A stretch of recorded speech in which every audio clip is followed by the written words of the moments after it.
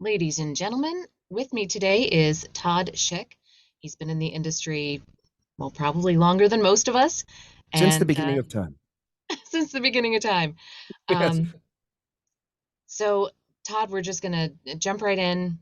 Um, since you have been in the business for a long time, what do you see as the role of a demo in 2024? Um, the role of a demo in 2024 is the same role of a demo as it was many, many years ago, even back to even dating back to, early 2000s. Uh, it's a business card, essentially. It's not a ticket to the show. It's not the key to fame or fortune. It's just a means by which you have a body of work for reference for people to listen to. But nowadays, the custom audition prevails. And so the usefulness of the demo is, well, websites insist on you having one, right? You've got to upload something and something to hear, but show me a client that listens to 50 demos all the way through, and I'll show you somebody that doesn't have enough time in their day. Right. And what are the chances that the voice or the clip at the very beginning of that demo is going to be the voice that they need or the performance that they're looking for? So this is where the custom audition is such an important thing. And I think demos are just really just a flashy business card. Okay. Um, how much demo production do you do these days? Not much, very little. And I only do it for people that have a fair amount of experience, and I only work with pros or semi-professionals, but very, Okay. very little demo production. Yeah, it's usually people I'm mentoring, as just sort of as part of that process. But as per my previous comments, I don't really put a lot of weight into them. I just do something good and basic for them that sounds professional, and then we move on. All right. And coach versus mentor, you're Um, delineating there. Explain to me. Mhm. Well, I don't voice coach. I never have. Well, actually, that's a lie. I did once. I coached this guy who had just insisted on he really, really wanted to become a voice talent, and he really wanted me to coach him. And so I said, okay, I'll do it. And it was $50 an hour. It was way, way back in the day.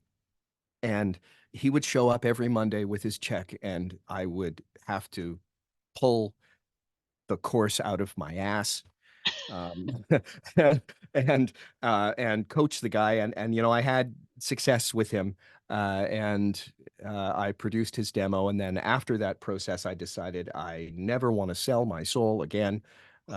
He was average at best, a nice guy, average at best. He actually did get work in voiceover, so thank goodness for that. I was successful with the very first customer, but after that, I decided no, no, no. I just want to do voiceover because that's where the success lies.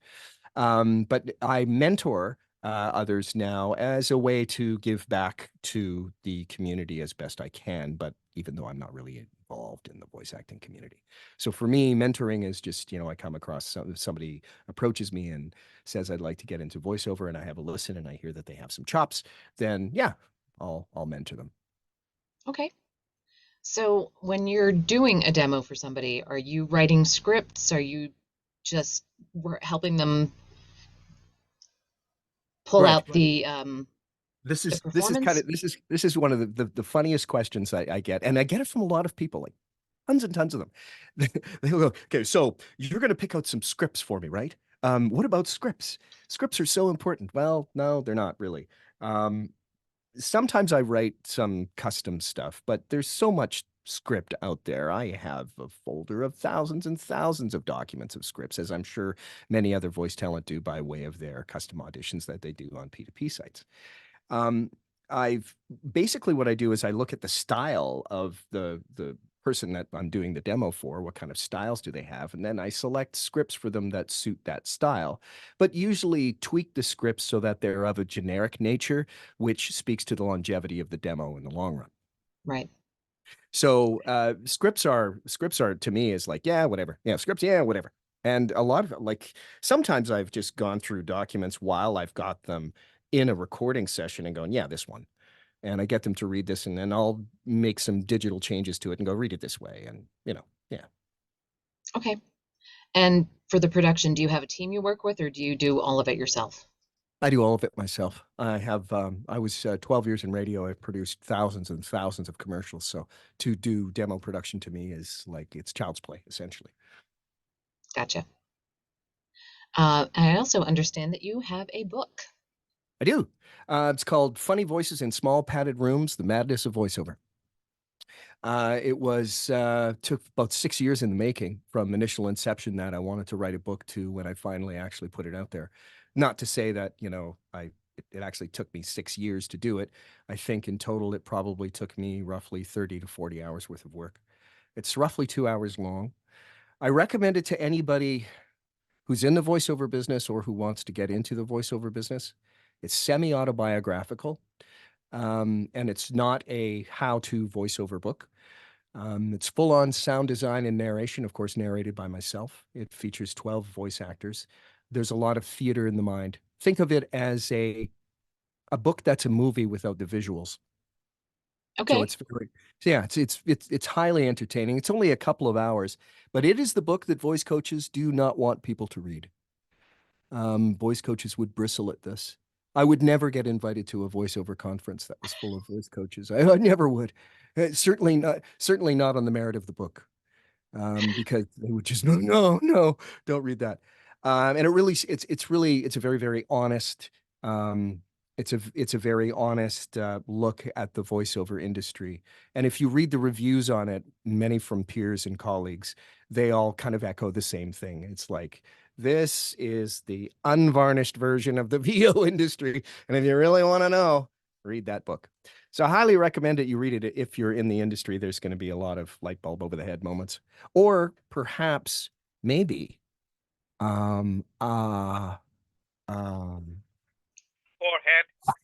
how about that? There's a few of those in the book. That didn't hurt, did it, Jen? I didn't No, want to. no. Okay. I don't want to hurt Uh, yes, now I need to read this you. for Yeah. sure. Yeah, for sure. Is there any other questions you wanted to ask me? Because I know that I probably negated a lot of your questions by answering the first one.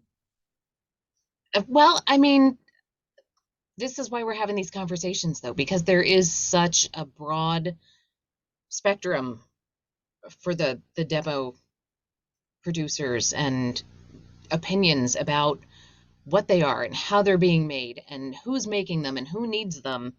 So Right. I Well, appreciate your, I think, yeah, I think one of the things that a lot of people out there, if they're thinking about getting demo production or they're looking at demo production or whatever, is A, don't put a lot of weight or investment or time or just a lot of stock into the voice demo with respect to it generating revenue for you. I do VO full time every day, 9 to 5, Monday through Friday. And I can honestly say that of my annual revenues, my demo garners me roughly 10%. So 90% of my revenues are derived from the custom audition. If you don't audition, you're not going to get work. End of story. A demo is just a business card. It is a ticket to the show so that you have something to post. It should be professional, yes. You shouldn't do it yourself, and it should be done by somebody professional, but you don't need anything exceptionally long or piles of categories or whatever. You go to my website, Jen, as I'm sure you've looked at it. I've got yes, 14 there, and that dates back to when voices.com decided that you had to make a demo for every single format that voiceover could conceivably be on. And so, I kind of went, all right, well, I'll just sort of play the game, and I cut up my demos into all these different formats and whatever. But honestly, all you really need is a commercial and a narration kind of format, and that's it. And short too, 30, 60 yeah, seconds, whatever. okay. All right. Well, I appreciate you taking time out of your day to join us and give us your very honest opinion. And thank you so much.